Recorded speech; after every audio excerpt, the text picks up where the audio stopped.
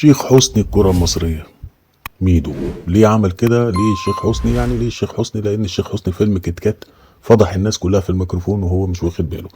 عندنا ميدو هنا عمل مشاكل كتير جدا، قال كلام كتير أهال التراب تقريبا على كل إنجازات المنتخب، وقال إن كلها بتعود للسحر والشعوذة. أول فترة الذهبية للمنتخب تحديدا يعني فترة حسن شحاتة هي الفترة اللي كان فيها سحر وشعوذة. طب السحر والشعوذة ده بيقول ايه؟ شواهده يعني قال ان هو كان بيطلب مننا نلبس ارقام معينة غير ارقام التيشيرتات بتاعتنا.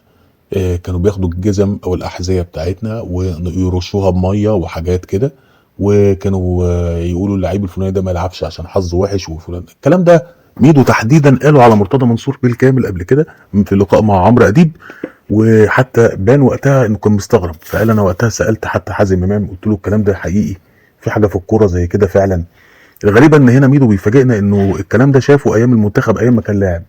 طب لما انت شفته ايام ما كنت لاعب، ايه اللي خلاك تتفاجئ وانت مدرب ان في حاجه زي كده؟ فغريبه جدا. هل ميدو بيحاول يعني يصفي حساباته مع كابتن حسن شحاته بسبب الواقعه الشهيره اللي طردوا فيها؟ صعبه شويه لان الواقعه عدى عليها سنين. طب هل ميدو بيحاول يعمل الكلام ده عشان ما كانش جزء من النجاح؟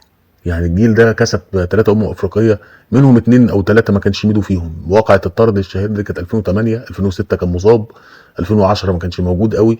فيمكن عشان الانجاز ده محسوب بس لابو تريكه والزيدان وكده، نلاقي مثلا ميدو فتره بيهاجم ابو تريكه وفتره تانية بيهاجم مش عارف مين، النهارده هو بيهاجم المدرب.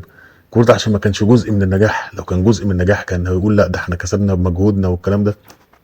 فكرة موضوع السحر والشعوذة اللي دايما ميدو بيكررها دي، مرة مع مرتضى منصور ومرة النهاردة هو مع كابتن حسن شحاتة، وطبعا في تحقيقات وبلاغات كتير اتعملت ان ازاي ميدو يقول الكلام ده وهو كده بيهين المنتخب وبيشكك في انجازات المنتخب المصري كرة القدم وقتها.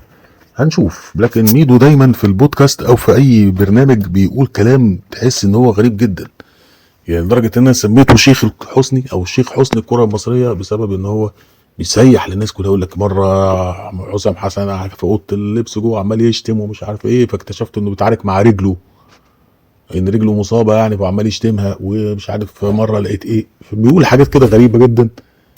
فيعني هنشوف التحقيقات دي في الاخر. لكن بصراحه لو كان الموضوع سحر وشعوذه وكده طبعا هي ما جابتش نتيجه، لان احنا خسرنا كتير وما طلعناش كاس عالم. وعمر ما السحر ده بقول لك كان زماننا كسبنا كاس العالم اساسا لو الحكايه بالمنظر ده. هنشوف.